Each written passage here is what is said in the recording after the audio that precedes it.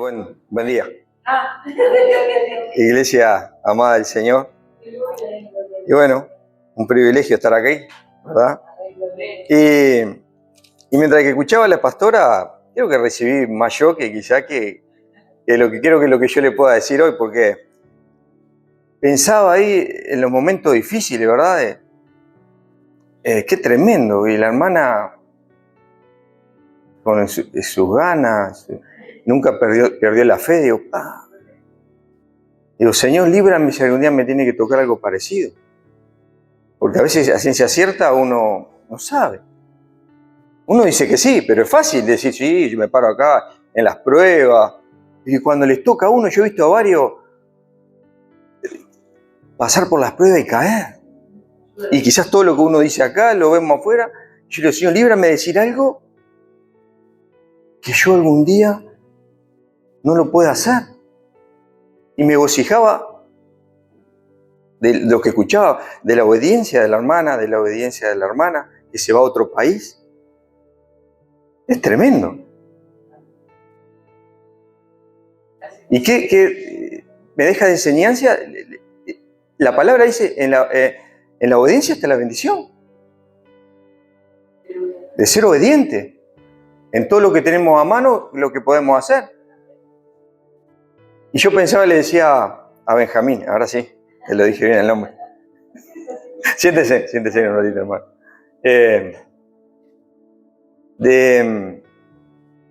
Cuando me dijeron, venir a predicar 2 veces en la semana a otra iglesia que no es la mía. Ustedes imagínense, ya en la mía. Es medio complicado cuando uno recién empieza, ¿verdad?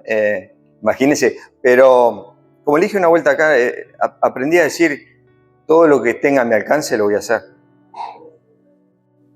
Y como le digo siempre, no me considero un predicador o no soy ni pastor, no soy simple siervo del Señor que está para servir. También en mi iglesia estamos en la parte de alabanza y también ahí andamos cuando estamos al servicio de la iglesia que necesite y trabajamos en la obra. Y aprendí entre todo a ser obediente, pero también pude ver la bendición del Señor. Pude ver la bendición del Señor en mi vida, el cambio que hizo el Señor. De lo que yo era a lo que soy ahora. Y cosas que no he ni llegado a pedírsela al Señor, la ha tenido en mi corazón. Y el Señor me la ha cumplido. Y no estoy hablando solo de lo material. Estoy hablando de la parte que importa, lo espiritual. Y ayer justamente, no sé por qué le empecé, no era la idea empezar así, pero el Señor hace como quiere. Y tuve la fortuna de ir a un bautismo a un amigo mío que le he predicado 8 años, hablándole, 8 años. Y allí estuve con él. Y más allá de la alegría, porque estaba solito, porque los familiares no son creyentes ni nada, y digo, tengo que estar ahí. No pensaba ir allá, me vestí y salí para la iglesia. Y cómo el Señor lo empieza a usar. Empieza a usar. ¿Verdad? ¿Qué es lo que uno anhela? Porque hay algo más importante que un alma. Yo creo que está todo bien con servir y buenísimo. Estamos en la música, quizás arreglamos la iglesia, lo que sea. Pero predicar pienso que es lo más importante. Salvar, que el Señor haga un milagro y que el Señor salve esa alma, es prioritario. Al menos es lo que miro yo. Lo que yo creo en mi vida es predicar su palabra, arrebatarle esas almas que están cauterizadas por el enemigo. Que vean reflejado en la vida de cada uno y yo vean algo diferente. No es que seamos mejor. Como siempre le digo, no soy mejor que vos. Pero el que está en mí, el que ocasionó esa manera de hablar, esa manera de ver el mundo, esa manera de ver a mi familia, esa manera de ver el trabajo, esa manera de no robar, esa manera de no mentir. Y eso fue Dios. Ese fue Dios. Y ese es el milagro más grande que ha hecho el Señor en mi vida. Entonces me deleitaba de cómo la hermana, a pesar de las pruebas, ¿y qué prueba? ¿Y qué prueba? Pero sigue para adelante. Y Benjamín allá sigue para adelante, tan joven. Y la hermana sigue para adelante porque tiene un llamado. Es obediente. Y el Señor decía, ¿quién me ama? Me obedece. Me obedece. Así lo dice la palabra. O así lo entiendo yo. No sé si la hermana, ¿verdad? No hay discusión sobre eso.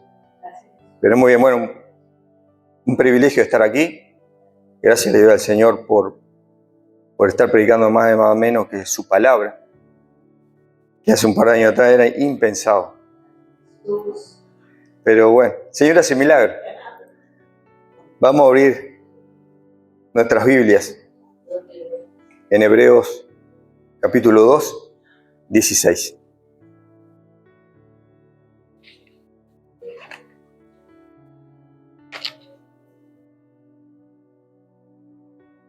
Padre nuestro que estás en los cielos, Señor, gracias por este día, gracias por permitirle hablar de ti en tu casa, gracias por tu iglesia, gracias por esta familia que tú nos has dado. Señor, que te ruego que estés aquí en este lugar. Señor, enséñame, dame palabra para que pueda ser entendida y ministrame con tu espíritu. Señor, úsame con tus muchas misericordias. Todo te lo pido en el nombre de Jesús. Dice Hebreos 2:16,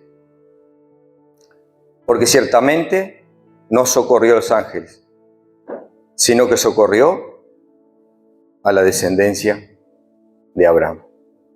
Amén.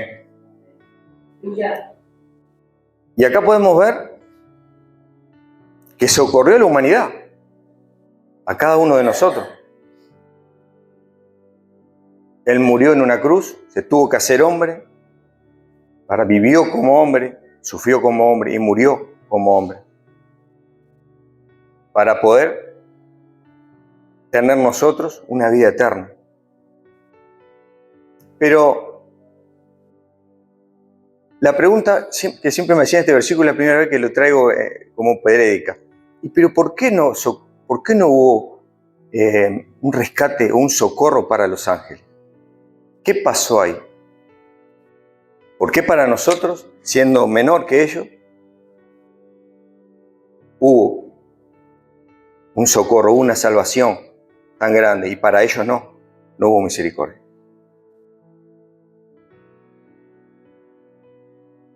Y ahí anduve buscando. Y dice, los ángeles que pecaron si no tienen posibilidad de redención. Dice, en la Biblia cuando los ángeles pecaron, en 2 de Pedro 2:4 y Judas 6, dice, su rebelión fue directa, consciente y sin engaño, en presencia total de la gloria de Dios. Por eso su juicio fue inmediato y sin ofrecimiento de salvación. Dice, el pecado genital es definitivo, porque ocurrió con pleno conocimiento y sin debilidad humana. Y claro, yo me ponía a pensar, claro, cuando fue engañada Eva, hubo un engaño. Hubo alguien que la hizo caer, la hizo dudar, pero ellos no lo tenían. Ellos vieron, yo pensaba, cuando Dios creó las cosas, porque ellos fueron creados antes que nosotros, pudieron ver a Dios, todo lo que Dios había hecho, y aún así pecaron. Y aún así el diablo mismo quiso ser como Dios. Digo, qué tremendo, digo, ¿cómo puede pasar eso? Lo que es la ambición, es increíble. Y dice en 2 de Pedro 2:4, dice, porque si Dios no perdonó a los ángeles que pecaron, sino que arrojándolos al infierno los entregó en prisiones de oscuridad para ser reservados para el día del juicio. Judas 6 dice, y a los ángeles que no guardaron su dignidad, sino que abandonaron su propia morada, los ha guardado bajo oscuridad, en prisiones eternas, para el juicio del gran día.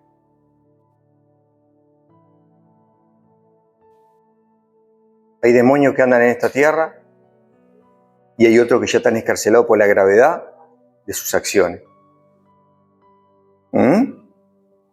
Dice, ¿qué quiere decir que no guardaron su dignidad? Ahí estoy buscando unas palabras en griego y aparece una palabra arche.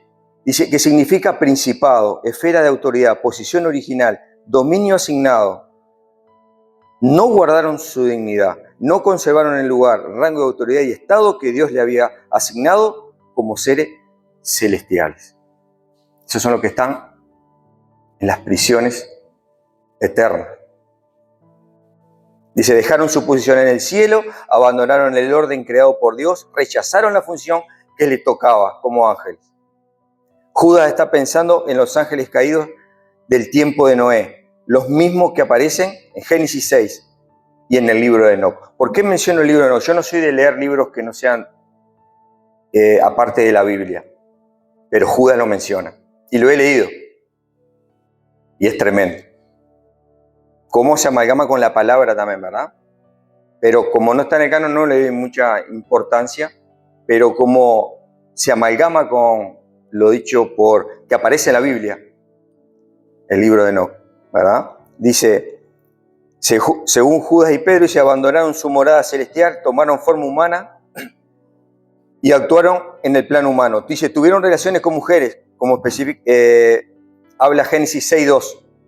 Engendraron una descendencia corrupta, los Nefilim.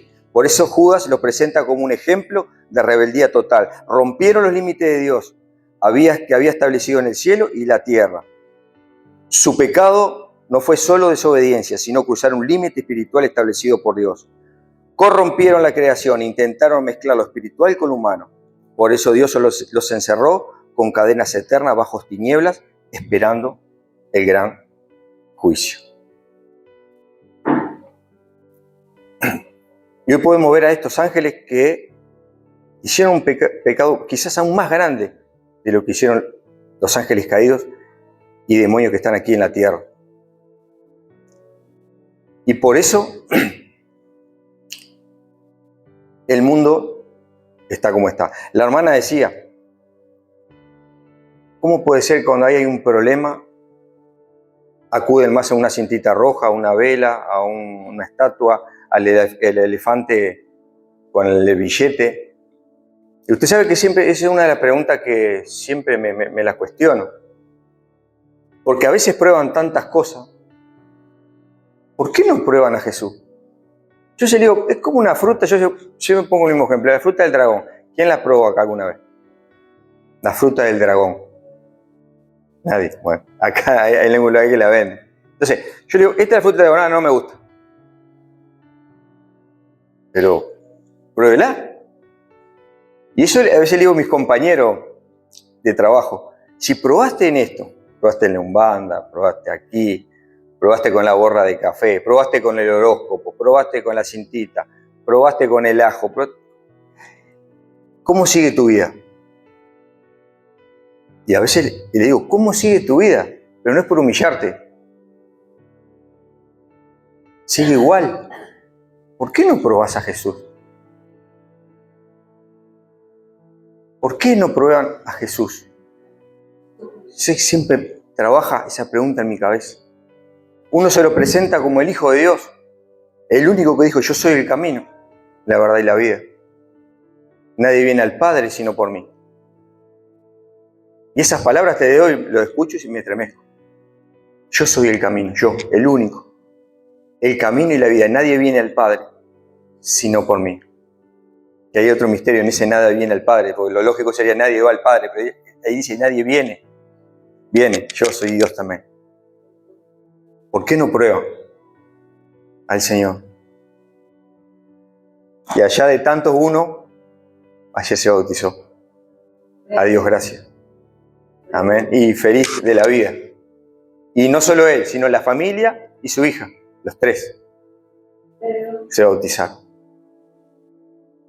Y ese es nuestro cometido, hermano.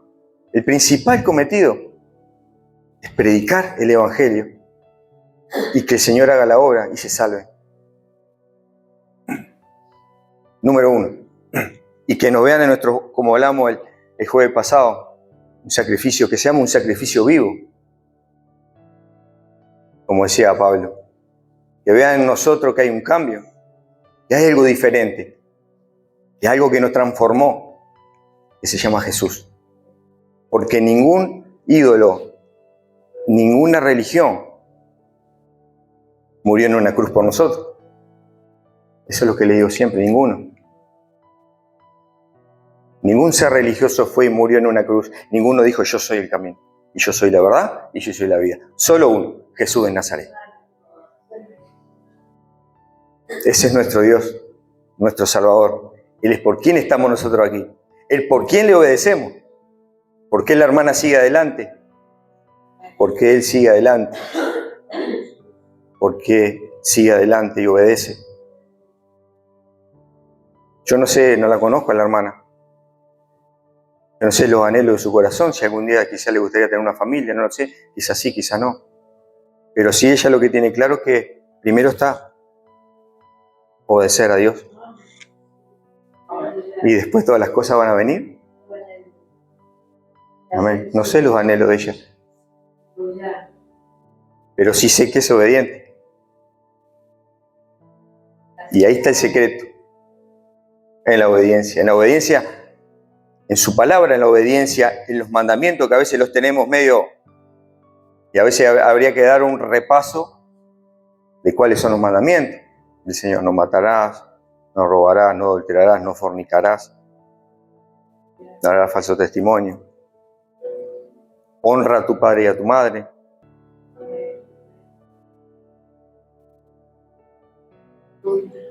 El Señor ha sido bueno con cada uno de nosotros, con mi vida. Y yo, como digo, a veces quizás tengo más de lo que merezco. Más de lo que merezco. Y simplemente por obedecer. Simplemente por obedecer, hermano. Es la obediencia, la obediencia. Es hacerle caso, creer en las palabras de Jesús, creer en sus bendiciones más allá de los problemas. Que cuestan, sí. A veces es difícil el camino. Yo tengo mis pruebas también. No se queda que no. Pero donde tengo que estar, donde me mande el estar, voy a estar. No sé cómo lo haré. Pero soy obediente.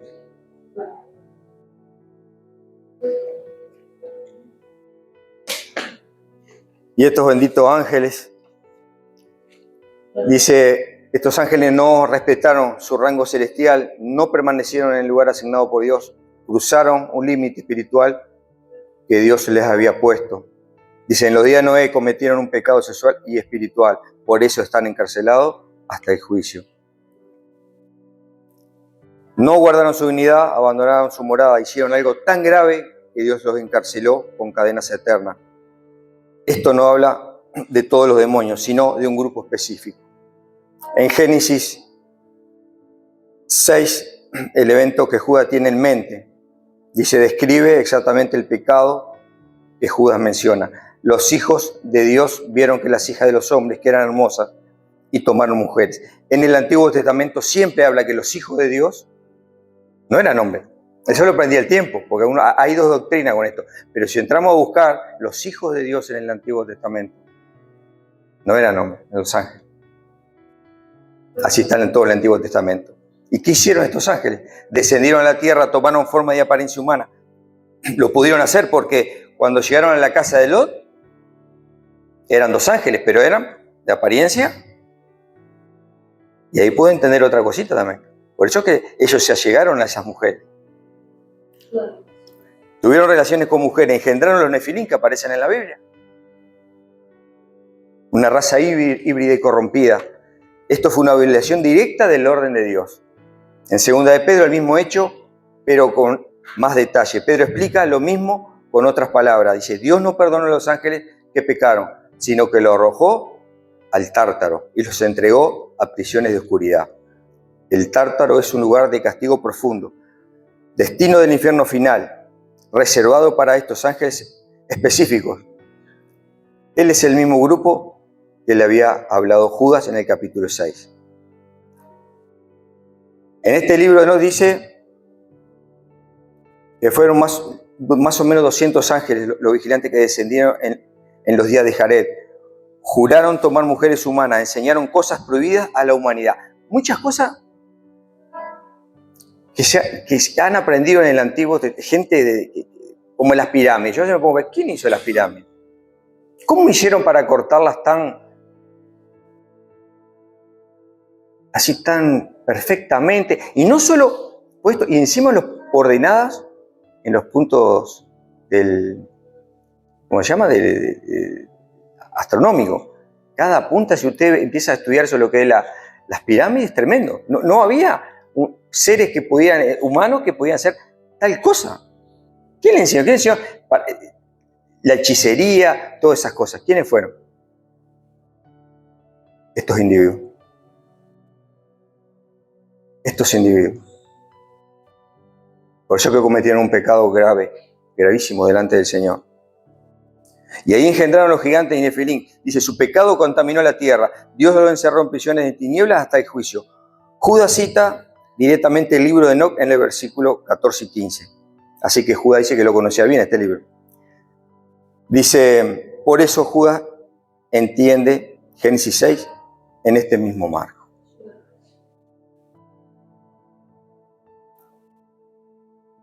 Y Jesús decía también en los últimos tiempos que iban a ser como los días de Noé.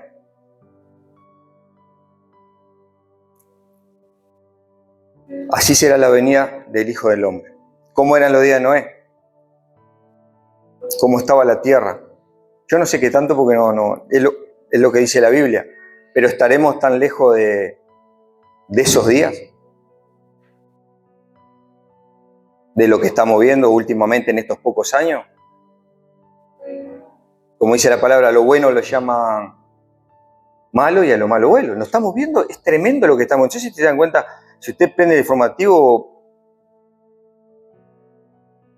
con toda esta famosa corriente del LGTB. Antes yo me acuerdo cuando un niño tenía una tendencia que no se juntaba con las niñas, y que no se juntaba con los varones, no le gustaba el fútbol y se iba para el lado y jugaba con las muñequitas. Lo primero que hacían era llamar al psicólogo, ¿se acuerdan? Lo que somos momentos de entrada. Ahora lo toman como que es normal.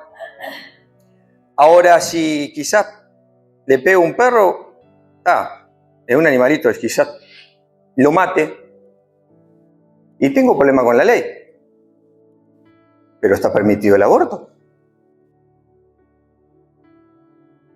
Cosa rara. Se casan hombres con hombres, adoptan. Si un niño tiene la potestad con 10 años de decidir qué sexo tiene. Yo no sé cómo estaban los días de Noé, pero ¿estaremos tan diferentes en este tiempo? Y puedo seguir, ¿no? Cómo la maldad se ha multiplicado. Nosotros que vivimos en estos barrios de Años, Santa Catarina, yo vivo en el cerro, ya nos acostumbramos, sí, mataron en la esquina, le pegaron 5 tiros, mataron a otro en una moto, 3 tiros, y mataron, y nos estamos acostumbrando, y ya van fumando droga en la feria, en un partido de fútbol. Es tremendo. Y una vuelta me acuerdo que fui a buscar a un pastor de Colombia y lo venía trayendo, cruzamos el puente, y dice, se siente una atmósfera pesada acá, me dice. Yo me decía, si hay más terreiro, le digo que iglesia acá, en el cerro. Es lamentable, pero es así. Es triste, pero es así. Y el mundo espiritual va abarcando. Y eso que no están encarcelados, los otros que andan acá, son los que están destruyendo familias, hogares, con vicio, droga, tantas cosas que podemos ver. Y pensaba, ¿qué tan corto estamos de la venida del Señor? Porque también la palabra dice de la higuera aprender. La higuera es Israel.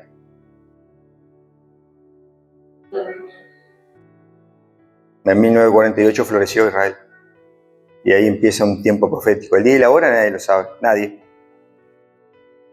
Pero su venida está cerca. Lo podemos palpar, podemos ver los acontecimientos que en este último tiempo, estos últimos 20 años para acá, fueron tremendos. Guerras, rumores de guerra, hambre, las pestes que vivimos. Padres contra hijos, hijos contra padres se matan. Yo no lo veía cuando yo tenía 15 años, 20 años, pero me acuerdo íntegro de esto. Hoy salimos a la calle y no sabemos si volvemos, si Dios no nos guarda. Esa es la realidad. Esa es la triste realidad que estamos viviendo. Pero gracias a Dios que Él nos llamó. Gracias a Dios que nos rescató, nos sacó esa venda que teníamos del mundo. Hoy podemos ver la vida de otra manera. Tenemos una paz que el Señor dijo, yo la paz que le doy no la da el mundo. Por más que pasemos por diferentes pruebas, yo voy a estar contigo. Y después lo más grande y maravilloso que es la vida eterna. Yo siempre lo recalco en cada vez que me toca llevar la palabra. No se olviden que el sufrimiento y todo lo que estamos en esta vida pasando no es para siempre. Y la vida es tan corta. Y esto lo recalco siempre también, cada vez que voy a predicar. El día de mañana no es nuestro. Yo hago planes, puedo hacer un montón de planes, quizás futuro, ahora vienen las vacaciones, ¿qué voy a hacer? Voy a pintar mi casa, voy a hacer esto, lo otro. Si Dios quiere, si Dios me otorga unos días más de vida. Esa es la realidad. Esa es la realidad que el Señor me ha puesto en mi vida. No haga muchos planes porque mañana no es nuestro. Enfócate ahora. No digo que no esté mal hacer planes, pero no estar afanado en eso. No estar afanado en las cosas del mundo. Porque lo que va a quedar para siempre es lo espiritual. Nuestra alma, nuestro espíritu. Eso es lo eterno, es lo que hay que cultivar, lo que hay que como decía la hermana Mispa, aprender, darle más tiempo al Señor que el cuadradito que a veces nos atrapa. Y todo tiene un precio, hermano, en esta vida, todo, y lo espiritual también. Si usted quiere crecer, tiene que dedicarle tiempo al Señor. No alcanza con venir 2 veces por semana, cantar 5 coros. No sé el anhelo que usted tiene en su corazón. Si usted tiene el anhelo de crecer, tiene que meterse. Tiene que pagar un precio, tiene que buscar, tiene que orar, tiene que ayunar. Poner al Señor primero que otras cosas. Si es que quiere crecer, si no, bueno, seguimos ahí. La salvación no la va a perder, igual que ese tranquilo. La salvación no la va a perder. Pero es bueno servirle al Señor, en lo que sea. Deudores somos, esa es su palabra. Y lo menos que podemos hacer es servir al Señor. ¿Cómo puede ser un pesar? ¿Cómo yo puedo decir quizás, sí, podía estar en casa, sí, la verdad estoy cansado, tengo un trabajo? Pero no me olvido que hubo alguien que pagó un precio. No me olvido que hubo alguien que cambió mi vida.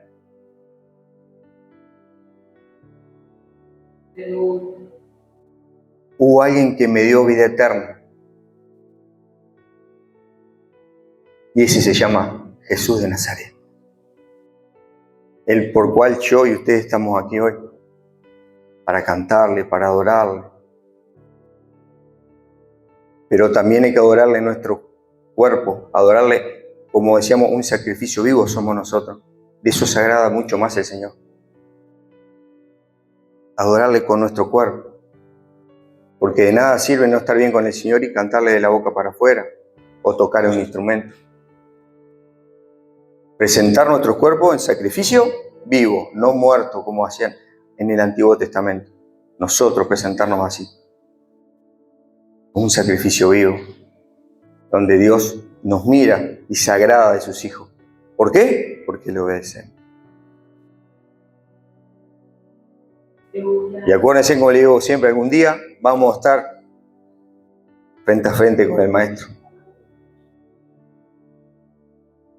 Ese día va a llegar. Y creo que va a ser algo lo más sublime que podamos llegar a ver, es tener al Señor frente a nuestro. Amén. Así que, hermano, Él nos socorrió a los ángeles, socorrió a cada uno de ustedes. Para ustedes hubo misericordia como para mí, para ellos no. Por eso que nos odian. Ellos ya están sentenciados. Por algo nos quieren ver destruidos, nos quieren ver hundidos en el polvo, bajando los brazos, que perdamos la fe. Quieren hacer creer que no hay un Dios. El Señor nos ha olvidado. Quieren hacer dudar, pero no es así.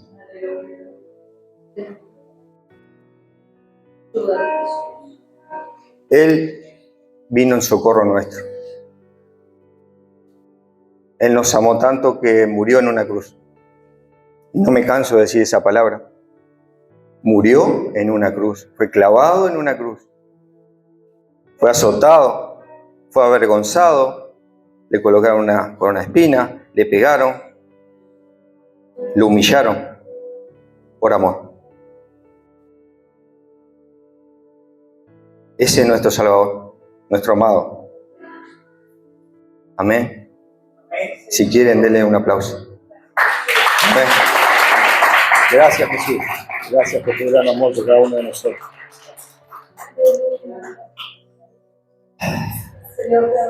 Amén, hermano. Hasta aquí la palabra. Espero que le haya sido de bendición.